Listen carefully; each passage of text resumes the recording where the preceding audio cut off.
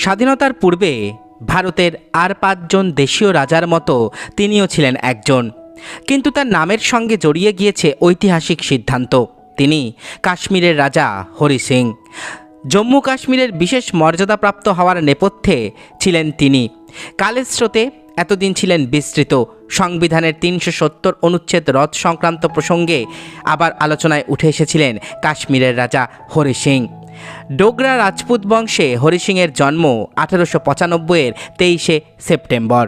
এই ডোগরা বংশ প্রথমে ছিল শিখ শাসকদের সেনাদলে, তারপর ব্রিটিশদের সঙ্গে ঘনিষ্ঠতাকে সম্বল করে ক্ষমতা দখল করে।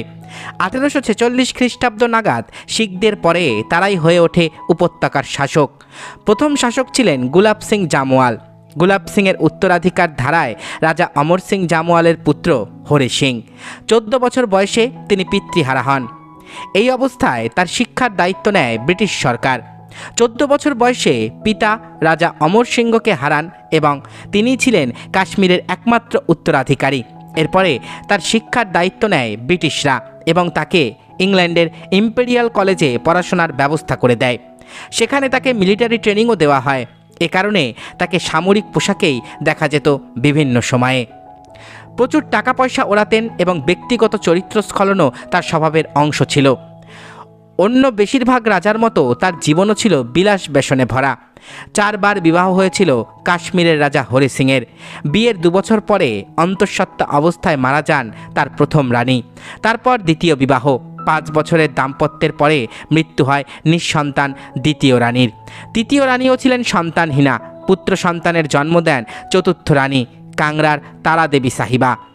বিয়ের 3 বছর পরে 1931 সালে জন্ম হয় হরি সিং ও তারা দেবী সাহিবার একমাত্র পুত্র কর্ণ সিংয়ের। তবে 1950 সালে ভেঙে যায় রাজা হরি সিংয়ের চতুর্থ বিবাহ। 22 বছরের দাম্পত্যের অবসান ঘটে। রাজনৈতিকভাবে নিরপেক্ষ অবস্থান ধরে রাখতে চেয়েছিলেন হরি সিং। তিনি মুসলিম লীগের বিরোধিতাও করেছিলেন।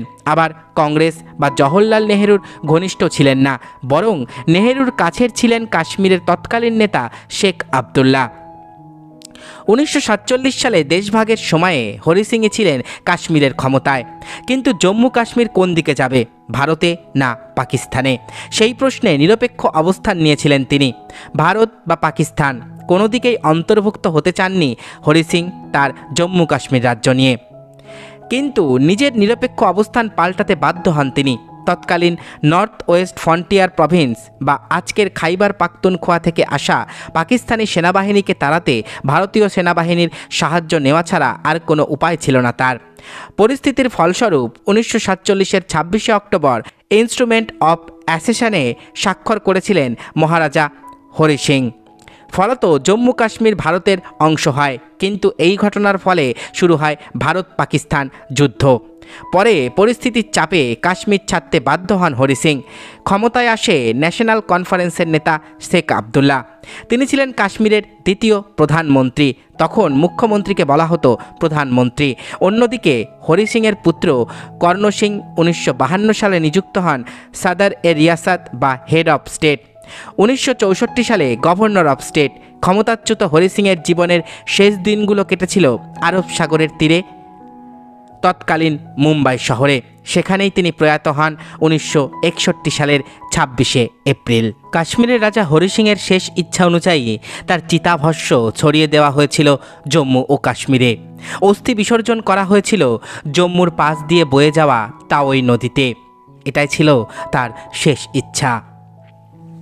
এতক্ষণ আপনারা শুনলেন কাশ্মীরের সেই বিতর্কিত রাজা হরি সিংয়ের বর্ণময় জীবন কাহিনী। আশা করি ভিডিওটি আপনাদের ভালো লেগেছে। আমার চ্যানেলের ভিডিওগুলো যদি আপনাদের ভালো লেগে থাকে তাহলে অবশ্যই চ্যানেলটি সাবস্ক্রাইব করুন। পাশে থাকা বেল আইকনটি ক্লিক করে দিন যাতে পরবর্তী ভিডিওর নোটিফিকেশান খুব তাড়াতাড়ি আপনাদের কাছে পৌঁছে যায়। আজকের মতো এখানেই শেষ করছি। ভালো থাকবেন সবাই। নমস্কার।